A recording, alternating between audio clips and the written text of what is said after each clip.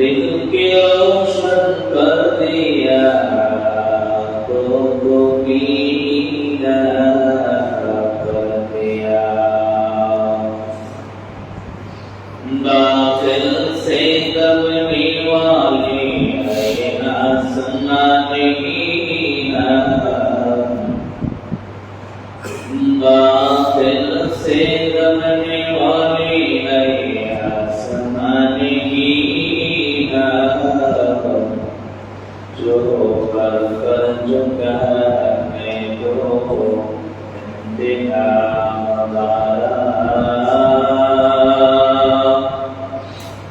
जो कर कर चुका है तो देखा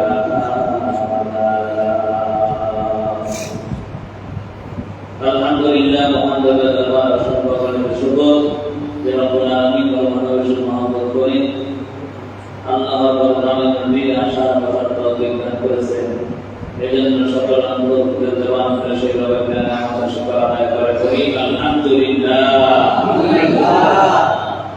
সর্বোপরি দুরূদ সালাম বিশ্বমানবতার মুক্তির ঋষি সাইয়্যিদুল মুরসালিন মুহাম্মদুর রাসূলুল্লাহ সাল্লাল্লাহু আলাইহি ওয়া আলিহি ওয়াসাল্লাম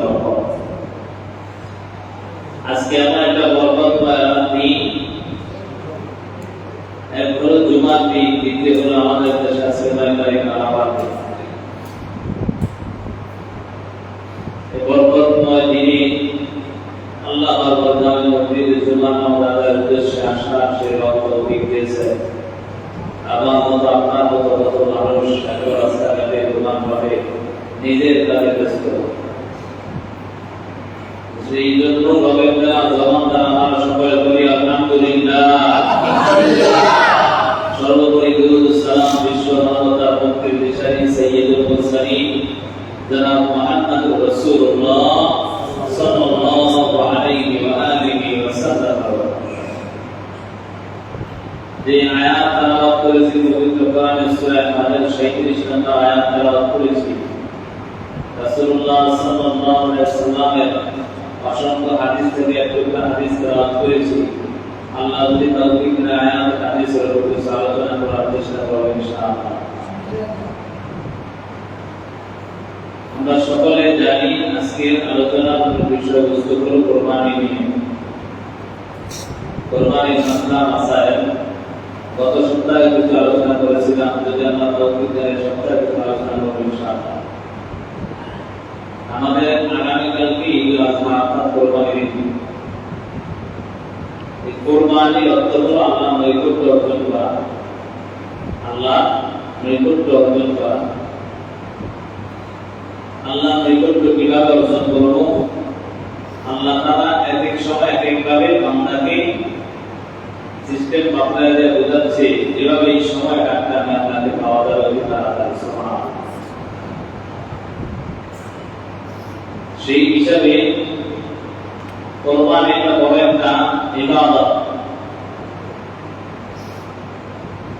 হাদিসের মধ্যে আসছে বলে কুরবানি কেমন ইবাদত ওই কুরবানির দিনে কুরবানি করার চেয়ে অধিক কোনো প্রিয় ইবাদত আল্লাহর কাছে নাই সুবহানাল্লাহ তাহলে এই কুরবানির কত দাম যারা দিতে পারছে তাদের নাম যারা পারেন দোয়া করলে আল্লাহ তাআলা কবুল করে তাদের দিতে পারবেন আমরা অনেকে মনে করি এই কুরবানির মাধ্যমে অনেক পশু জবাই করা হয় যার কারণে পশুর উপর অত্যাচার জন্য হয় না শরীর সমাজে যারা আছে আমরা পশুর প্রতি বেশি মায়া কেন না ওই সমস্ত বেঈমান মুরতাদ নাস্তিক তারা বলে ইসলাম এটা কেমন ধর্ম একদিনে হাজার হাজার লক্ষ লক্ষ কোটি কোটি পশু জবাই করে দেয় তাদের জীবনকে নষ্ট করে দেয় আমরা বলি এভাবে না করে যদি তারা বলতো ইসলাম যদি এমন ভাবে করতো মাঝে মাঝে মাঝে মাঝে কিছু জবাই করলে একদিন যদি এত পশু জবাই করে তাহলে একটা জিনিস স্মরণ রাখবেন গরু বাচ্চা যেটা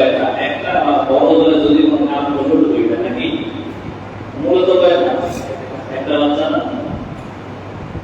আর কুকুর বিড়াল বাচ্চাদের 7টা 5টা তিনটি এগুলো কোরবানি দেয় আর গরু প্রত্যেক বছর কোটি কোটি গরু অর্থাৎ পশু যেগুলো কোরবানি করা যায় এই সমস্ত পশু কোরবানি করা আপনাদের দৃষ্টিকোণ থেকে কেমন গরু কি কোনোদিন ঘটছে হ্যাঁ আর দেখেন কুকুর কোনোদিন কেউ জবাই করে না আবার কুকুরের শখ আছে অর্থাৎ গরুর মতো অর্থাৎ এই কোরবানি পশুর মধ্যে তো চাহিদা বেশি মূল কথা হলো হালাল আল্লাহ বলতে আছে কথা বলেন ঠিক না ঠিক হালাল কি নাই আবার আরেকজন বলে এক হিন্দু লোক কষ্ট করছে মুসলমানদেরকে কারো বিরুদ্ধে একজন ছাত্রকে কষ্ট করছে না জানি কত বিভাগে আসছে যে মুসলমানদের আমরা কেমন আল্লাহ যে ঈদুল আজহার দিন পশু জবাই করে তাদেরকে এমন জবাই করবে কি বলে যে পশু জবাই করে এমন পশু জবাই করবে করা জবাই করে আল্লাহকে খুশি করবে কেমন আচ্ছা বলেন তো আল্লাহকে এই কথা বলছে কোরবানি দিয়ে দিতে খেতে পারবে না এই কথা বলছে আল্লাহ বান্দার প্রতি কি পর্যন্ত দয়া করছে মেহেরবান করছে এই উপমা দেখলে জানলে আমরা বুঝতে পারবো আল্লাহ যে কতটুকু পর্যন্ত দয়া মানুষের উপর করছে 5 দিনের মধ্যে যে অর্থাৎ পুরো বছরে 5 দিন রোজা রাখা না তার মধ্যে জীবনের 10 তারিখও আছে আছে না নাই 3 দিন না 3 দিন না তারপর 10 তারিখ আছে না নাই তো সেই হিসাবে 10 তারিখ কি রোজা রাখা যাবে না হারাম নিষেধ কার নিষেধ মহান আল্লাহর নিষেধ অথচ হাদিসের মধ্যে আসছে যে যত বেশি রোজা রাখবে আল্লাহ প্রিয় বান্দা হবে অথচ এমন একটা মহৎ কাজ আল্লাহ হারাম করে দিয়েছেন জিলহজের 10 তারিখ আল্লাহ তাআলা বান্দার প্রতি কি পর্যন্ত মেহেরবান এবং দয়া করছে অনুগ্রহ করছে করুণা করছে আল্লাহ তাআলা বলে বান্দা তুই যে গরু জবাই করবি পশু জবাই করবি আমি আল্লাহ বলি না আমার একটু দিয়ে দে সকালে চলে যা আমি বলি যে জবাই করার পর ওই দিন সারা শক্তি লাগায় 3 দিন পর্যন্ত লাগাতার খাবিয়ে রাখবি সুবহানাল্লাহ আল্লাহ তাআলা বলে কি যে 3 দিন পর্যন্ত লাগাতার চুক্তি সহকারে খাবি কোনো বাধা নাই সুবহানাল্লাহ এজন্য আমরা 3 দিন পর্যন্ত কি আছে রোজা রাখা হারাম করে দিয়েছে আল্লাহ তো ভাবতেন ইব্রাহিমের সন্তান ইসমাঈলকে কোরবানি করে মানুষের প্রতি কথা চালু করতেন কথা বলেন ঠিক না আর বেদিন বেঈমান এই কথা চিন্তা করে নাই যে পশু তো জবাই করে আল্লাহকে সন্তুষ্ট করতে হবে কেন বলে পশু তো জবাই করে আল্লাহ তোমার আল্লাহ দয়া করছে সুবহানাল্লাহ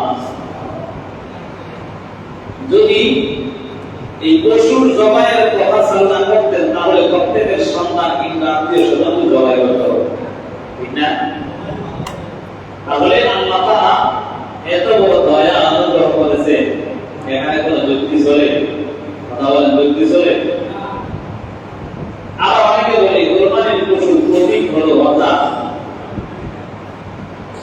এই কোরবানির পশুটা পশু হলো আল্লাহ তাআলা বলেন ফাআলুল লিমা ইউরিদ আল্লাহ যা ইচ্ছা তাই করেন কারণ এখানে কষ্টের কোনো সুযোগ নাই আচ্ছা বলেন তো আল্লাহ যা ইচ্ছা তাই করে আমার আপনার ভালোটা সুযোগ আছে সুযোগ আছে তবে সেটাকে আল্লাহ যা ইচ্ছা তাই করতে পারবে তার ব্যাপারে কোনো কষ্টের সম্মুখীন আল্লাহ হতে হবে না আমি আর আপনি যা করবো তার ব্যাপারে কষ্টের সম্মুখীন হব এজন্য আল্লাহর ব্যাপারে কলম দেওয়ার কোনো সুযোগ নাই তো আল্লাহ তাআলা এই কোরবানির মাধ্যমে বান্দার কি পর্যন্ত দয়া অনুগ্রহ করেছে সেটা একমাত্র মুসলমান যারা বিবেকবান যারা তারাই বুঝতে পারে এই কোরবানির কত দাম এই কুরবানির এত দাম রাসূলুল্লাহ সাল্লাল্লাহু আলাইহি ওয়াসাল্লাম হাদিসের মধ্যে বলেন সাহাবায়ে কেরাম প্রশ্ন করলেন যায়েদ ইবনে আরকাম রাদিয়াল্লাহু তাআলা থেকে বর্ণিত তিনি বলেন সাহাবায়ে কেরাম রাসূলুল্লাহ সাল্লাল্লাহু আলাইহি ওয়াসাল্লামের সামনে ভূমিষ্ঠ বসা সাহাবায়ে কেরাম প্রশ্ন করলেন মা হাদিহি আদাহি ইয়া রাসূলুল্লাহ এই যে কিরা যাতা কুরবানি এটা কি রাসূলুল্লাহ সাল্লাল্লাহু আলাইহি ওয়াসাল্লাম বলেন ক্বালা সুন্নাতু আবিকুম ইব্রাহিম আলাইহি ওয়াসসালাম এটা হলো তোমাদের জাতির পিতা হযরত ইব্রাহিম আলাইহিস সালামের সুন্নাহ তারপরে সাহাবায়ে কেরাম আবার প্রশ্ন করলেন ক্বালু ফামালানা ফিহা ইয়া রাসূলুল্লাহ ইয়া রাসূলুল্লাহ এই কুরবানি করলে কি সওয়াব কি হবে রাসূলুল্লাহ সাল্লাল্লাহু আলাইহি ওয়াসাল্লাম সাথে সাথে জবাব দিলেন ক্বালা বিকুল্লি শাআরাতিন হাসানা সুবহানাল্লাহ নবী হাদিসের মধ্যে বলেন সাথে সাথে সাহাবায়ে কেরামের প্রশ্নের জবাব দেন যে প্রত্যেকটা চুলের বিনিময়ে একটা করে নেকি আল্লাহ দান করবেন সুবহানাল্লাহ চুল বলা হয় মাথার গুলো লেজের গুলো বা চোখের যেগুলো আমরা যেগুলো নির্দিষ্ট স্থানে চুল বলি ঠিক না আর পশম গুলো শুলে সাহাবায়ে কেরাম আমার প্রশ্ন করলেন কারণ সাহাবায়ে কেরাম জানতে চাইতেন আরে থেকে কি যদি বেশি হয় তাহলে তো আমাদের না কথা বলে ঠিক না বেশি যখন সাহাবায়ে কেরাম প্রশ্ন করে ইয়া রাসূলুল্লাহ কুরবানি করলে কি সওয়াব আল্লাহ রাসূল বলেন প্রত্যেকটা চুলের বিনিময়ে একটা করে নেকি সুবহানাল্লাহ তারপরে আমার প্রশ্ন করে ক্বালু মাসুক ইয়া রাসূলুল্লাহ ইয়া রাসূলুল্লাহ প্রত্যেকটা পশমের বিনিময়ে কি সওয়াব আছে আমার রাসূল বলেন ক্বালা বিকুল্লি শাআরাতিন মিনাস সুফি হাসানাহ সুবহানাল্লাহ প্রত্যেকটা পশমের বিনিময়ে মহান রব একটা করে নেকি দান করবেন সুবহানাল্লাহ আচ্ছা বলেন তো দেখি একটা পশুর মধ্যে কয়টা পশম থাকে এদিকে গণনা করতে হবে বা পারবে এত বৈজ্ঞানিক যন্ত্র আমরা বাইরেছে হিসাব কোনো ভুল নাই কথা বলেন ঠিক না বেটা সাহাবায়ে কেরাম প্রশ্ন করলেন মা হাদি হাদাহি ইয়া রাসূলুল্লাহ আপনি বলেন যে কুরবানিটা আল্লাহ বলেন ক্বালা সুন্নাতু আবিকুম ইব্রাহিম আলাইহিস সালাতু ওয়াসসালাম নবী কি হাদিসের মধ্যে বলেন এটা হলো তোমাদের জাতির পিতা হযরত ইব্রাহিম আলাইহিস সালাতু ওয়াসসালামের সুন্নাহ ইব্রাহিম আলাইহিস সালাতু ওয়াসসালাম যেভাবে কুরবানি করেছেন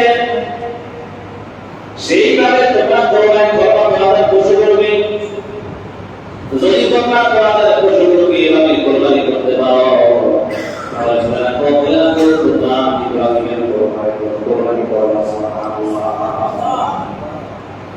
সাহাবায়ে কেরাম প্রশ্ন করেন ইয়া রাসূলুল্লাহ ইয়া হাবিবাল্লাহ আমরা যে কুরবানি করব এই কুরবানি করলে কি সওয়াব হবে জানতে চাই পয়গম্বর আরবি প্রশ্ন করলেন প্রশ্নের উত্তর সাথে সাথে দিলেন সাহাবায়ে কেরাম শোনো প্রত্যেকটা চুলের বিনিময়ে আল্লাহ একটা করে তোমাদেরকে নেকি দান করবেন সুবহানাল্লাহ আর শুধু তাই নয় সাহাবায়ে কেরাম আমার প্রশ্ন করলেন ইয়া রাসূলুল্লাহ আপনি বলেন তো প্রত্যেকটা পশমের বিনিময়ে একটা করে নেকি দেওয়া হবে পয়গম্বর আরবি প্রশ্নের উত্তর দিলেন সাথে সাথে সাহাবায়ে কেরাম শোনাও প্রত্যেকটা পশমের বিনিময়ে আমার আল্লাহ একটা করে নেকি দান করেন সুবহানাল্লাহ অন্যায় দ্বারা এটার মধ্যে পাওয়া যায় যেই বান্দার মধ্যে মহান রবের সন্তুষ্টির জন্য কুরবানি করবি মহান রব তাদের উপর দয়া করে বলা করে ওই পশুর একটা পশুর বিনিময়ে 10টা করে দান মর্যাদা বন্ধ করে সুবহানাল্লাহ এবং 10টা নেকি আমার আল্লাহ তাকে এক একটা পশুর বিনিময়ে দান করে সুবহানাল্লাহ আচ্ছা বলেন তো এক পশুর যদি 10 নেকি হয় সুবহানাল্লাহ কি পর্যন্ত নেকি আছে সাহাবায়ে কেরাম এই সওয়াবের কথা শোনার পর পয়গম্বর আরবি এই কথা আমাদের কথা সাথে সাথে এমন ভাবে কোরবানি করতেন রেওয়ায়েতের মধ্যে পাওয়া যায়, সাহাবীদের ইতিহাস পড়লে পাওয়া যায় এক একজন সাহাবী এমন করতেন 200-300 টা করে যেমন বন্ধু আপনারা আল্লাহর রাস্তায় কোরবানি করতেন। সুবহানাল্লাহ। কেন করতেন জানো? তারা শুনে একটাই চিন্তা, আমার নেকির দরকার, আমার নেকির প্রয়োজন। আমি নেক কামাই করব, কারণ আমি দুনিয়া ছেড়ে কাজ করে চলে যেতে হবে। এই ধন সম্পদ বাড়িয়ে আমার কিছুই দুনিয়াতে থাকবে না, সব দুনিয়াতে থাকবে, আমি থাকবো না। ঠিক না? এই দুনিয়াতে আমার কাজ করে দিতে হবে। অতএব আমার দুনিয়া আমার ত্যাগ, আমার আখিরাত কামাই করা প্রয়োজন। এই জন্যই আল্লাহ বলেন, রব্বানা আতিনা ফিদ দুনিয়া হাসানাতাও ওয়া ফিল আখিরাতি হাসানাতাও ওয়া কিনা আযাবান নার। মহাপ্রভু তাকে জানায়, হে দুনিয়ার মানুষ, তোমরা দুনিয়া এবং আখিরাতের দুনিয়া হাসানা অর্থাৎ উত্তম জিনিস দাও, তোমরা দুনিয়া আখিরাতের সব জায়গায় উত্তম জিনিস দাও। হে বাবা, আল্লাহ তাআলা দুনিয়ার সাথে আখিরাতের দাওয়াত কথা বলেছেন, কথা বলেন ঠিক না? আল্লাহ তাআলা দুনিয়ার দাওয়াত সাথে আখিরাতের কথা বলেছেন। তাহলে দেখেন আল্লাহ বলেন দুনিয়াও চাও আখিরাতও চাও, আমি আল্লাহ তো আখিরাতের সাথে একেবারে সুবহানাল্লাহ। এই জন্য বলা কোরবানি করতে হবে, ইসলাম কাল করতে কাজ করতে হবে। আল্লাহ তাআলা বান্দাদেরকে বান্দাদের এমন সুযোগ করে দেয় আমার নৈকট্য অর্জনের জন্য। এই নৈকট্য অর্জন করতে গিয়া শয়তানের কোথায় করে যায়, দুনিয়াতে শয়তানের কোথায় করে যায়, শয়তানের কোথায় করিয়া দুনিয়া বন্ধু আল্লাহ পথ দিয়া শয়তানের কথা অনুসরণ করে। আল্লাহ তাআলা বলে, হে আমার বান্দাকে শুনে রাখ, আমি আল্লাহ তাআলা করে মায়া করে বানাইয়া আমি আল্লাহ তোমাদের উপরে অনুগ্রহ করলাম, অথচ তোমরা আমি আল্লাহ তাআলার দিয়া তোমরা শয়তানের কথা অনুসরণ করো না, সাবধান আল্লাহ। আর এই কাজ করলাম আমি আল্লাহ তোমাদেরকে এত অন্যায় করার পর আমি আল্লাহ তোমাদেরকে এত বড় প্রশ্ন দিয়েছি, তাতে করে তোমরা এক একটা বা এক একটি ওই দিকটা মতো পাইয়া আমি আল্লাহ কাছে তওবা করবা, আমি আল্লাহ তোমাদের জীবনের সব অন্যায় মাফ করে দেব। সুবহানাল্লাহ। আল্লাহ তাআলা দুনিয়ার লোকদেরকে এই কথাই বলেন, হে দুনিয়ার মানুষ, আমি আল্লাহ তোমাদেরকে বললাম আমি আল্লাহর ইবাদত করব না, কারবারি করব না। আমি আল্লাহ বলেছি আদেশ করেছি পাঁচ ওয়াক্ত নামাজ পড়বা, পাঁচ ওয়াক্ত নামাজ পড়বা। আমি আল্লাহ তোমাদেরকে আদেশ করলাম হজ যখন করবা আদায় করবা, আমি আল্লাহ তোমাদেরকে আদেশ করলাম বালে করার সাথে সাথে রোজা রাখবা। আমি আল্লাহ তোমাদেরকে আদেশ করলাম যখন তাদের উপর যাকাত দেওয়া নিবা যায় তোমরা যাকাত আদায় করে নিবা। আমি আল্লাহ তোমাদেরকে আদেশ করলাম তাদের উপর কুরবানি ওয়াজিব হবে, কুরবানি আদায় করবা। আর এই কুরবানি আদায় করলে আমি আল্লাহ করতে পারবা। এই কুরবানি যদি আদায় করবো আল্লাহ সন্তুষ্টির জন্য কুরবানি কয়েক প্রকার। এক নাম্বার হলো জানের কুরবানি। কিসের কুরবানি? এক নাম্বার হলো জানের কুরবানি, দ্বিতীয় নাম্বার হলো মালের কুরবানি, তৃতীয় নাম্বার হলো মলের কুরবানি। কুরবানি কয়টা? অর্থাৎ জানের কুরবানি, মালের কুরবানি, মলের কুরবানি। আর এমনি মূলত যেই কুরবানি আমরা করি সেটা হলো ওয়াজিব কুরবানি, নফল কুরবানি, মানকাতের কুরবানি, ওসিয়তের কুরবানি। এটা হলো যেটা আমরা কুরবানি করব। মূল কুরবানি হলো তার কথা ওয়াজিব কুরবানি, নফল কুরবানি, মানকাতের কুরবানি, ওসিয়তের কুরবানি। আর মূল যেটা আমরা বলি যেটাকে আমরা অর্থাৎ কুরবানি, এই জিনিসগুলো কুরবানি করলে চারটা কথা কুরবানি যদি আমরা করতে হয় আগে আমাদের মনে কুরবানি করতে হবে। আল্লাহ তাআলা পবিত্র কোরআনে সূরা হাজার 37 নম্বর এই কথাই বলেন, লাইয়ানা আল্লাহু ওয়ালাকিন ইয়ানালুহু তাকওয়া মিনকুম কাযালিকা ফাসআলা লিতুকাব্বিরুল্লাহ আলা মা হাদাকুম ওয়া বাশশিরিল মুহসিনিন।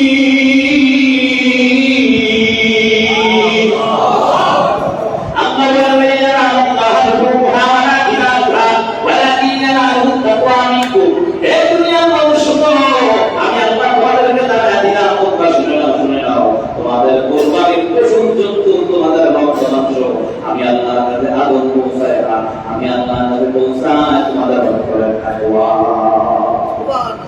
আমি আল্লাহর কাছে তোমাদের বলছাই কি তাকওয়া এর বরকত দিল এর বরকত শুধু জবাই করব সাথে আসলে না এলাকার মহল্লা দিলাম দাবি 4 লক্ষ টাকা পশু কুরবানি দিলাম আর মানুষকে জানাইলাম আমি বড় পশু কুরবানি দিলাম কুরবানি বিল করবেন ঠিক কি সালাম বলবে সালাম দিয়ে জমা দেব না ঠিক কি যদি থাকা আল্লাহ বুঝতে হবে আমি এরা এই কথা বলতেছি না আল্লাহ এই কথা বলে এই কুরবানি তোমার আসল কুরবানি কুরবানি বলে কেমন মনের কুরবানি জানে কুরবানি কেমন জানে কুরবানি নামাজ রোজা জাহাদ এগুলো জানে কুরবানি এই নামাজ পড়ার কারণে শরীরের মধ্যে আমাদের কষ্ট হয় না আমাদের কষ্ট হয় এর বাবা জিহাদ কুরবানি অর্থাৎ জিহাদ গেলে হয় না আমাদের কোরআন জীবনটা চলে যেতে পারে এটা জীবন দানের কুরবানি মালের কুরবানি করো দান সদকা যাকাত এবং কুরবানি বা এটা হলো মালের কুরবানি আর মালের কুরবানি হলো তোমরা এই মনটাকে পরিশুদ্ধ করে তাকওয়া অবলম্বন করে এই রবের সন্তুষ্টির জন্য ইবাদত করবা এক রবের সন্তুষ্টির জন্য ইবাদত করতে হবে কারণ আল্লাহ তাআলা বলেন নাই কুরবানি করবি কুরবানি করার পর আমি আল্লাহর গোশতগুলো দিয়ে দিবি আল্লাহ বলছে এই কথা আল্লাহ বলছে কুরবানি পশু কুরবানি করার পর তোমরা কেউ কুরবানি গোশত দিতে পারবে না সব আমার দিয়ে দিবি আল্লাহ বলছে আরে বাপ রে কুরবানি আপনি যদি 2000 টাকা ঠিক আছে ঠিক না ঠিক হ্যাঁ এরপরও করে দিতাম না আমি নিজে নামা দেখি তাহলে আমাদের আমাদের দিতে আমাদের কথা বলে ঠিক না খুব ভালো লাগে অনেক জায়গায় সিস্টেম আছে কোরবানি যদি আসে দেখা যায় কিনিতে একটা জায়গায় দুইটা কি আগে জনাবার নাম্বার আছে তারপরে কি দেখুন অনেক ঘরে শুধু সকালে কিনেছি বুঝছেন তাই কথা মানে ঘরের মধ্যে যে কোরবানি আগে ধরে লাগে তোমার ঘরে বিক্রি না সবাই ঘরে বিক্রি দুশো লাখ বুঝলেন এই কথা আল্লাহ বুঝার পর বিক্রি সকালে বলে আমি এই মনের কোরবানি আমরা করতে হবে মনের কোরবানি একমাত্র মহান রবের সন্তুষ্টির জন্য কোরবানি করব এর বাবা এই কোরবানি এত আনন্দই যাবো বলে আনন্দটা কাটাইবা মাওলা সন্তুষ্টি বলে কিভাবে মাওলা সন্তুষ্ট করবা পশু জবাই করিয়া আমার মাওলাকে সন্তুষ্ট করবা আর পশু জবাই করার মাধ্যমে যদি আমার আল্লাহ সন্তুষ্ট হয় তাহলে আমার আল্লাহ তোমাকে জান্নাত দিতে দেরি করবে না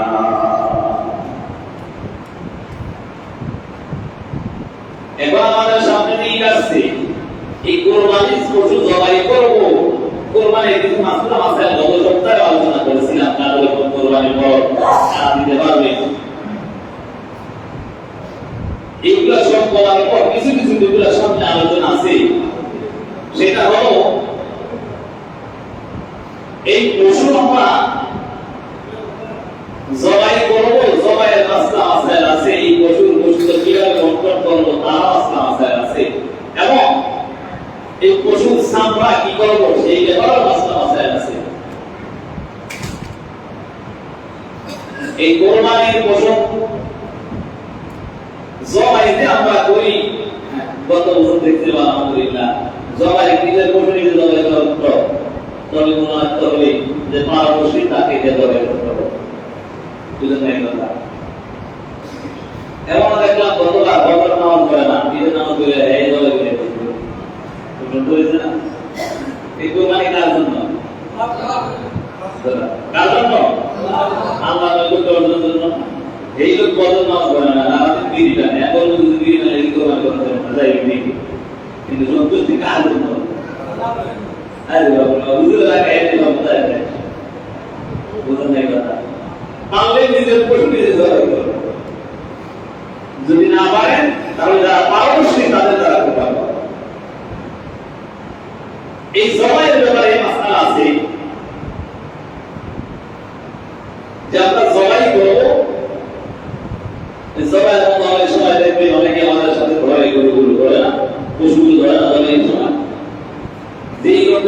যত লোক ধরনের পশুর সাথে প্রত্যেকটা লোক জবাইয়ের শুরুতে বিসমিল্লাহ আল্লাহু আকবার কি বলতে হবে? কেউ যদি ছেড়ে দেয় তাহলে সেই ক্ষতিগ্রস্ত হওয়া আরম্ভ হবে। অর্থাৎ সবাই তারপরে কি বলতে হবে? বিসমিল্লাহি আল্লাহু আকবার। কার নামে জবাই করলাম?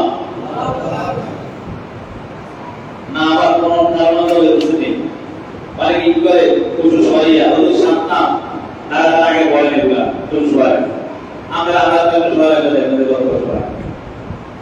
বুঝলেন আমার আদালত সহায়তা করে কিন্তু কষ্ট হয় না দাদা এই জন্য এগুলো নিয়ম না নিয়ম হলো আমার তো নিয়মের পথে আছে প্রয়োজন আমরা কোরবানি দিই নাকি এটা মনে আছে না বা কার পক্ষ থেকে কোরবানি হচ্ছে এটাও তো জানি আর এই খবরগুলো কে জানে কে জানে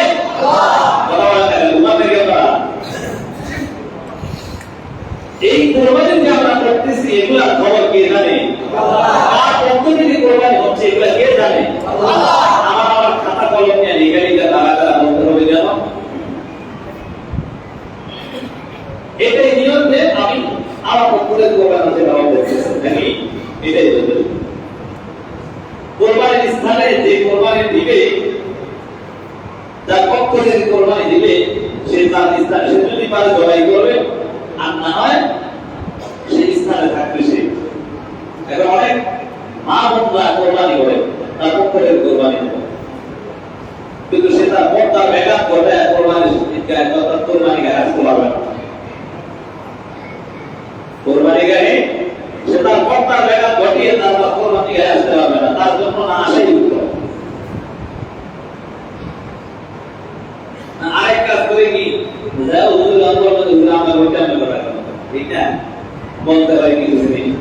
মানুষের মন মানসিকতা এত নিচু হয়ে গেছে 1.5 লাখ 2 লাখ টাকা দিয়ে 80-90 হাজার টাকা দিয়ে পশু ক্রয় করতে পারে কিন্তু হুজুরের দিয়ে জবাই করে 50 টাকা দেওয়া বুঝুন নাই হ্যাঁ 100 টাকা দেওয়া কি ধরুন পর্যন্ত ভিন্ন মনের মানুষ আল্লাহ বুঝার তৌফিক দান করুন আমিন যেহেতু ঈদের নামাজ হবে ঈদের নামাজের সময় আপনি অনেক বলে দিবে আমি শুধু কোন বিষয়গুলো আলোচনা করছি তাহলে বোঝা গেলে জবাই করার মাধ্যমে যারাই জবাই করবে বা তাহলে তারা সবাই কি করতে হবে বিসমিল্লাহি আল্লাহু আকবার বলতে হবে আরেকটা কাজ করে কি প্রথমে একটু জবাই করে দেয় তার পশু সেই কথা একটু সোয়াজ করে ফেলায় পরে আলাদা করে সালাম বুঝলেন কথা কি তার পশু সে নিজে একটু আনন্দের কারণে উত্তম নিজে জবাই করা এই জন্য সে গেল নিজের কাছে ঘটনা একটা বলতে হবে ভয় পায় পুরস্কার দিয়ে কিন্তু এই জন্য আরেকজন আবার সাথে সাথে কি করে বা হুজুরে বা অন্যকে বুঝাইতেছে তার জন্য আসা হলো প্রথমে যে জবাই করবে সে বিসমিল্লাহি আল্লাহু আকবার বললে দ্বিতীয় যে মুফসাল সাহাবে সে আল্লাহু আল্লাহ করবে আরেকটা ভুল করে কি আমরা পশু জবাই করেছি কষাই দিয়া গরু বানায় দেয় না কষাই যারা কাজের লোক তারা বানায় দেয় নাকি বানাইয়ে দিয়ে কি করে বানায় জবাই করার পর সাথে সাথে এই চাকুটা দিয়া কণ্ঠনালীর মধ্যে এভাবে আঘাত করে কি করে না বুঝেন না আমার বাবা আপনারা বুঝেন না মনে আপনার তো কষ্ট পাচ্ছে জবাই বুঝতে জবাই করে যখন সেই পশু জবাইয়ের সময় জবাইয়ের সাথে সাথে অর্থাৎ নিষ্ঠা গোমটা মারামারি বের হওয়ার জন্য ওই পশুর কণ্ঠনালীর মধ্যে চাকু দিয়ে আবার কি করে এবার আঘাত করে সম্পূর্ণ নিষেধ এটা কি হয় তার নিষ্ঠা তার দুধ বের হওয়ার আগে আগে এটাকে এভাবে দেওয়া হয় তখন আধে কাজ করে মারা চিকিৎসা বিদ্যা লিখেছেন যদি কোনো পশুকে জবাই করার সাথে সাথে আবার এভাবে যদি চাকুটি আবার আঘাত করে কণ্ঠনালীর মধ্যে অনেক সময় অনেক পশু আধে কাজ করে মারা দিতে পারে এই জন্য এই কাজটা কখন করা যাবে এটা করা যাবে জবাই করছে একটু অপেক্ষা করবো ধৈর্য ধরবো ভাবনা ইনশাআল্লাহ একটু ধৈর্য ধরবো যাতে করে পুরা আপনার শরীর থেকে যখন স্থির হয়ে যাবে তখন আমাদের কাজ আবার অনেকে কাজ করে কি বসে বাইরে চিন্তা করছে তো মানে 2-3টা করে যদি না হয় তাহলে আমার মনে করবে এমন ভাবে জবাই করে সাথে সাথে সাঁপা দিয়ে দিচ্ছে এগুলো ঠিক না এগুলো মাকরুহ এগুলো করা যাবে না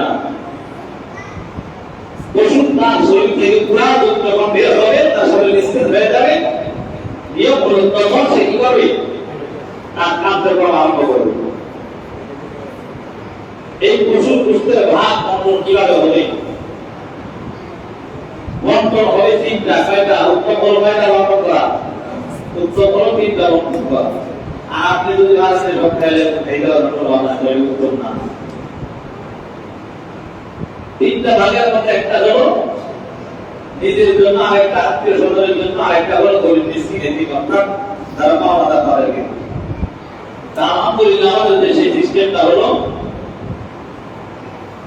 যে আমরা তিনটা ভাগ করে একটা ভাগ আমরা সামাজিকভাবে সমাজকে দিয়ে দিই, যাতে করে প্রত্যেকটা মানুষ পেয়ে যায়। আলহামদুলিল্লাহ অনেক ভালো কাজ।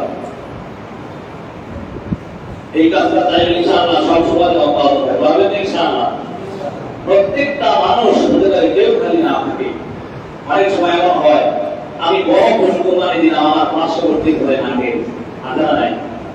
এটা এই কাজটা অনেক ভালো হয়েছে যে যেই কোনো মানুষ সে পেয়ে যাবে তার পশু পুষ্ট, ঠিক না? এটা অনেক ভালো। আর তিনটা ভাগ আমরা করবো। আরেকটা জিনিস হলো আমরা যে পশু জবাই করি, যে লোক রাখি তাকে কাজের জন্য, কাজের জন্য লোক রাখি না, সে কাজের লোককে পারিশ্রমিক হিসাবে পশুর গোশত দেওয়া হবে না। বুঝলেন তো? কাজের লোককে পশুর যে পশুর বানানোর জন্য অর্থাৎ পুরা কাজ কমপ্লিট করার জন্য একজন লোক আছে, সেই লোককে এই কাজের পারিশ্রমিক হিসাবে গোশত দেওয়া যাবে না। তাকে তার পারিশ্রমিক যতটুকু পাওনা সে ততটুকু দিবেন। দেওয়ার পর যদি আপনার মনে চায় যে আমি তাকে আমার পক্ষ থেকে হাতিয়ে দিই, তাহলে কি দেওয়া দেবে? দেওয়া যেতে পারে। আমাদের চিন্তা করেন না যে আমি 1000 টাকা মজুরি তাকে 500 টাকা দিব, তখন কিছু বলবে না, আর 500 টাকা সিস্টেম বস্তু দিয়ে দেবে। এটা করা যাবে না। সম্পূর্ণ নিষেধ যে কোনো পারিশ্রমিক দেওয়া যাবে না। এই গুস্তরা, পশু গুস্তরা আপনি আলাদাভাবে তাকে পারিশ্রমিক দিয়ে দিবেন এবং আগে বলে দিবেন যে আমি 1 টাকা তোমাকে দেব। কথা ক্লিয়ার থাকবে, বলা এগুলো ক্লিয়ার থাকে, এটা নবী দিচ্ছেন না।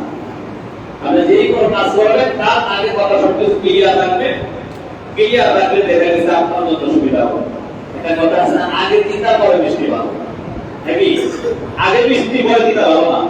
ডাক্তার না আসা আমার সাথে কাজ করো বলে কাজ করে তোমাকে দিয়ে দেবো। এই লোকের সাথে আর কথা হয় না, যার কারণে তারপরে আসা বড় লোকের কাজ করে আমাদের 5,000 টাকা নিয়ে দিই, কিন্তু শেষ পর্যন্ত কাজের ছেলে 1,000 টাকা ধরে মনের মধ্যে কষ্ট আছে না নাই?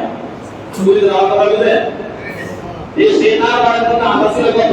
5,000 টাকা দিবে, আশা করতেই পারে, কিন্তু শেষ পর্যন্ত 1,000 টাকা দিয়ে দিবে। আপনি 1 টাকা দেন, 10 টাকা দেন, 500 টাকা দেন, 5,000 টাকা দেন, আগে বলা আগে বলা কি ভালো যে আমি তোমাকে এই গরুটা তুমি বানায় দিলে আমি তোমাকে আমার এই কাজের জন্য তোমার পারিশ্রমিক হিসেবে আমি 1,000 টাকা 2,000 টাকা দিলাম। তবে তুমি এই কথা বলতে পারো আমি তোমাকে গোশত দিব। আর যদি আমি আমারটা দিতে চাই আমার থেকে হাতিয়ে সেটা দিতে পারবো কোনো কথা পারবো ইনশাআল্লাহ। তৃতীয় আরেকটা হলো এই চামড়া ব্যাপার। এই চামড়াটা যারা কোরবানি করবে তারা নিজেরা ব্যবহার করতে পারবে, প্রক্রিয়াজাত করে। যদি চায় তাহলে সেই চামড়া কি করতে পারবে?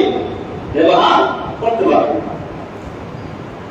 তবে এই চামড়াটার নিয়ম হলো গরিব, এতিম, মিসকিন এবং অসহায় লিল্লাহ মানের মধ্যে দিয়ে দেওয়া উত্তম। কেন? এটা দেওয়ার দ্বারা আরে বাবা আপনি আর আমি এত টাকা দিয়ে পশু ক্রয় করতে পারলাম, এখন এই চামড়াটাও আমার লাগবে, আমি এটা বিক্রি করতে হবে। আলহামদুলিল্লাহ আমাদের এই সমাজে বিক্রির কোনো সুযোগ নাই, সবগুলো লিল্লাহ আমাদের দেওয়া। আলহামদুলিল্লাহ তবে শোনা রাখেন, কেউ যদি বিক্রি করে তাহলে ওই টাকাটা সে খেতে পারবে না। যে কোরবানি দাতা সেই টাকাটা দিতে পারবে না। হাদিসের মধ্যে আসছে এবং কোথায় এটা লিখেছে মাসআলার মধ্যে, যেই টাকা সে তার থেকে নিয়েছে কোরবানির পশুর চামড়া বিক্রি করে ওই টাকাটাই আবার গরিবকে দিতে হবে। আপনি না খরচ করে ফেললেন, আবার আপনার পক্ষ থেকে আপনার থেকে কিছু টাকা আপনার সমপরিমাণ টাকা দিয়ে দিলেন, এটা উত্তর না, অউত্তর। নিয়ম হলো যেই টাকা আপনি বিক্রয় করবেন সেই টাকাটাই আবার গরিব মিসকিন লিল্লাহ মাঠে দিয়ে দেওয়া। যেহেতু আমাদের সমাজে বিক্রি হয় না, আমার মাথায় লিল্লাহ করতেই দেওয়া হয়, সেই হিসাবে আলহামদুলিল্লাহ আপনার এই কোরবানির দ্বারা কি পর্যন্ত উপকার, গরিব মিসকিন এতিম অসহায় রাতে এভাবে কষ্ট খেতেই পারে, তারপরে লিল্লাহ মানতে দেওয়ার কারণে আমরা তার পরে কোরআন শিখতে পারি আলহামদুলিল্লাহ। এটা আমার আপনার জন্য থাকতে ব্যাপার, কথা বলেন ঠিক না বেশি, যে আমার একটা জিনিসও নষ্ট হয় না, তাহলে এই জিনিসগুলো আমরা স্মরণ রাখবো। আরেকটা হলো সামনে যে আমাদের ঈদ আসতেছে, ঈদ আসার কারণে ঈদের কিছু সুন্নাহ নিয়ম আছে। আল্লাহ রাসূল সাল্লাল্লাহু আলাইহি ওয়াসাল্লাম যখন ঈদের সময় আসতো তখন রাসূলের কিছু সুন্নাহ আছে, যে সুন্নাহগুলো অনুসরণ করতে হবে। ঈদের দিন আগে আগে ভোর ভোরে নামাজের রাকাত ঈদের জন্য প্রস্তুতি নেওয়ার জন্য ভোরে ভোরে উঠে যাওয়া। দেখবেন অধিকাংশ মানুষ ফজর নামাজ পড়ে না, ঈদের নামাজ পড়ার জন্য আগে আগে করে যায়। আছে না নাই? হ্যাঁ, আমি নামাজের বেলা নাই, এই জন্য আমি নামাজের বেলা মুসল্লি ভরে যাবো, ঠিক না? এবার দেখা যাবে আগামীকালকে যে মুসল্লি কি করতে চায়, ফজরের নামাজ ফরজ পড়া হয় ঠিক না বেশি, আর ঈদের নামাজ ওয়াজিব। ঈদের নামাজ কি ফরজ ফরজ করে ওয়াজিব করে, খুব ভালো লাগ না? সবাই করতে হবে আমাদের, কথা বলেন ঠিক না বেশি? সবাই আমার করতে হবে। বলেন আমি আপনাকে বলছি আপনার কষ্ট হচ্ছে না, আমি আপনাকে বলছি না আপনার খুবই কথা হবে, আপনার উপর যে দায়িত্ব আমরা দিয়েছি দায়িত্ব আদায় করার জন্য আমি বলছি আপনাকে। আমাকে আপনি এখানে বসাইছেন এই জন্যই, আপনার দায়িত্বের কথা আপনাকে স্মরণ করার জন্য। আসলে বয়টা যাতে করে আমার আল্লাহ আমাকে এই প্রশ্ন না করতে পারে তোর সমাজে তোর কেনামতের গায়ে কেন সেই বান্দাটা আল্লাহ আমি আপনাকে শোনাবো। এই জন্য আমি আমার পক্ষ থেকে যত্ন করে আপনাকে যাতে করে আপনি দেখা না রাখবেন, ইনশাআল্লাহ ভারতে এই কাজগুলো করতে। আমরা পশু জবাই করে এই পশুর ময়লা আবর্জনা রক্ত যেখানে জবাই করে সেখানে বলেন অনেক সময় হয় না, এই জিনিসটা খুব একটা অন্যায় কাজ। আল্লাহ রাসূল সাল্লাল্লাহু আলাইহি ওয়াসাল্লাম বলেন আল মুসলিমু আনসারিওয়াল মুসলিমুনা মিন লিসানিহি ওয়া ইয়াদিহি, খাঁটি মুসলমান ওই ব্যক্তি হয় যার হাত আমল করে তার কাছ থেকে আমরা সম্মান দেওয়া হবে। তা আপনি যে পশু জবাই করলেন, পশু জবাই করার কারণে আপনার সেই পশু জবাই করে আপনি তো আপনার সবকিছু নিয়ে গেলেন, কিন্তু ময়লা আবর্জনাগুলো দেখে গেলেন, যার দ্বারা অন্য একটা মুসলমান ভাই অন্য একটা মানুষ কষ্ট পেয়েছে, বন্ধ দুর্গন্ধ শরীর কথা বলে ঠিক না বেটি, এই কাজগুলো করা যাবে না। কাজ শেষ সাথে পরিষ্কার করে দেবে ভাবতেন সাপ এবং বাবা বা ফিলিস্তিন পাউডার আছে, এই পাউডার গুলো মেরে দেওয়ার চেষ্টা করবেন ভালো না ইনশাআল্লাহ। আল্লাহ আমাদের কবুল করবে আমিন। ঈদগাহে কিছু যাওয়ার সুন্নাহ আছে, সেটা হলো ভোরে ভোরে ঘুম থেকে উঠে যাওয়া, পরিষ্কার পরিচ্ছন্ন হয়ে উত্তম পোশাক পরিধান করে, নতুন পোশাক না উত্তম পোশাক। অনেকের সাধ্য নাই নতুন পোশাক কেনার জন্য, তার জন্য কি আল্লাহ তাআলা নতুন পোশাক পরিয়া তার সাধ্য রাখার বসে রয়েছে না? এটাই বলে উত্তম পোশাক মানে হলো যদি আপনার কাপড় একটা থাকে সেটা পরিষ্কার পরিচ্ছন্ন করে তারপরে পরিষ্কার পরিচ্ছন্ন করে আপনি গায়ে যাবেন। মেসওয়াক করা, ঠিক আছে? মেসওয়াক করা সুন্নাহ। খুশবু লাগিয়ে দেওয়া, ঈদগাহে খুশবু লাগিয়ে দেওয়া, এটাও সুন্নাহ। এবং এক রাস্তা দিয়ে যাবো অপর রাস্তা দিয়ে আসবো, ডান দিক দিয়ে যাবো আবার ডান দিক দিয়ে আসবো। তাকবীর তাসবিহ অর্থাৎ তাকবীর বলতে বলতে যাবো আল্লাহু আকবার আল্লাহু আকবার লা ইলাহা ইল্লাল্লাহ আল্লাহু আকবার আল্লাহু আকবার ওয়া লিল্লাহিল হামদ। এই তাকবীর পড়তে পড়তে আমরা যাবো ইনশাআল্লাহ। কুরবানি গায়ে যাওয়ার আগে মাঠে ঈদগাহে যাওয়া হলো সুন্নাহ। কুরবানি নামাজ পড়ে এসে যদি বাড়ি এই পশু জবাই করি, এই পশু গোশত দিয়ে আগে আহার করবো, আর না পারলে তারপরে কুরবানি থেকে এসে তারপর অর্থাৎ ঈদগাহে থেকে এসে তারপর আহার করবো। ভালো ইনশাআল্লাহ, এগুলো হলো সুন্নাহ। এই কাজগুলো আমরা বেশি বেশি করার চেষ্টা করব। আরেকটা আমাদের সমাজে হয় কি, অন্যায় কাজ এই পর্যন্ত হয় ঈদের দিন বা ঈদের আগের দিন রাত্রে পোস্কা মক্কা বাসি অর্থাৎ আতশবাজি এগুলো আমরা কথা বলে ঠিক না বেশি আমাদের সমাজে এগুলো হয় না।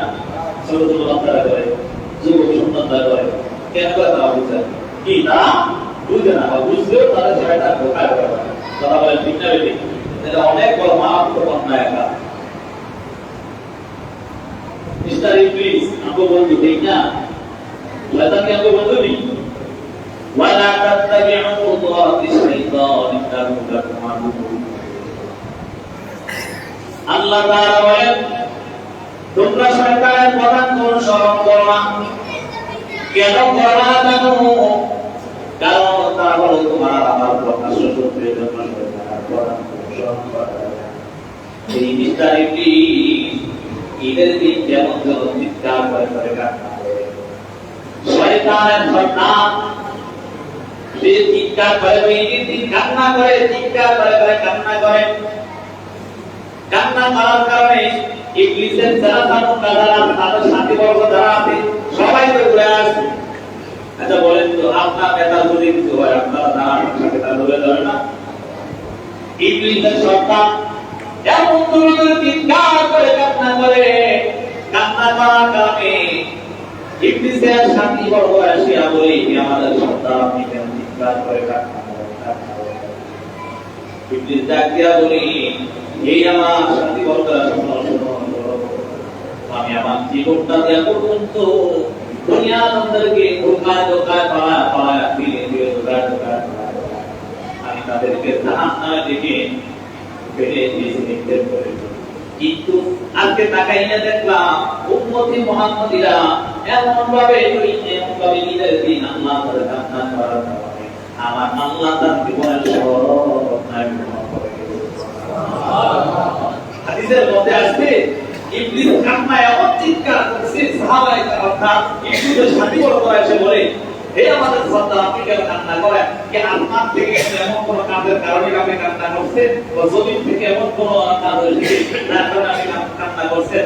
আপনি আমাদেরকে বলেন আমরা সেই কাজগুলোকে এমন ভাবে শেষ করে দিব যাতে করে আপনার কান্না আসতে পারে। বলে না না এটা তো না, বলে দুনিয়া আমাদেরকে এত কষ্ট করে করে ধোঁকা দিয়ে তাদেরকে জাহান্নামে দেখে নিয়ে গিয়েছিলাম, কিন্তু তারা আল্লাহর কাছে এমন ভাবে কান্না করতে, কান্না করার কারণে তাদের আল্লাহ সব গুনাহ মাফ করে দেন। সুবহানাল্লাহ। ইবলিস বলে কি করা এখন? আর সাথী বড়রা বলে কি করা যায়, কি করব? বলে তোমরা একটা কাজ করো, এই আনন্দের দিন তোমরা তাদেরকে মদ পানের ব্যস্ত রাখো। কি করা? মদ পানের ব্যস্ত রাখাও, নেশা জাতীয় দ্রব্য ব্যস্ত রাখাও, আপদবাদী মুখবাদী ফুটাইয়া ফুটাইয়া আপনার অন্যায় কাজ তাদেরকে লিখিয়ে দাও, যাতে করে অন্যায় কাজ করার কারণে আল্লাহ তাদের প্রতি রাগান্বিত হয়। নাউযুবিল্লাহ বলেন। তাদের প্রতি যেন আল্লাহ রাগান্বিত হয়ে যায় আর আমার যে চিন্তা জীবন চালু থাকবে অর্থাৎ আমি জাহান্নামে যাব, তারাও জাহান্নামে। এটা করা যাবে? এটা করা যাবে? কোন সন্তান পক্ষাবধি আন্তর্জাতিক উঠাবে? আপনি বাবা থাকা সত্যি কাজ করতে পারবে? পারবে? কোন যুবক এই কাজ করতে পারবে? কে করতে পারবে না? সেই সাথে সাথে বকেল করবেন, বুঝাইয়া দিবেন। ছোট সন্তান বুঝে না বুঝাইয়া দিবেন, আদর্শ ভাগ্যে বুঝাবেন। আবার এমন করে নাম করতে যে আদর করেছে, বুঝেন নাই কথা। এজন্য আদর করে বলে তাকে কি করতে হবে? বুঝাতে হবে যে বাবা এটা বড় পাপের কাজ, এটা করা যাবে না। আমরা মুসলমান আর যুবক সন্তানকে তো বললেই আমি দেখবো ইনশাআল্লাহ এই ঈদে এই অন্যায় কাজটা কোথায় হয় আর কোথায় দেখা। আল্লাহ আমাদের সকলকে কবুল করতে বলে আমিন। বিশেষ করে আমি এই কথাটা বলতেছিলাম, আগামীকালকে যে অবস্থা আবহাওয়ার অবস্থা আলহামদুলিল্লাহ ভালো হয়।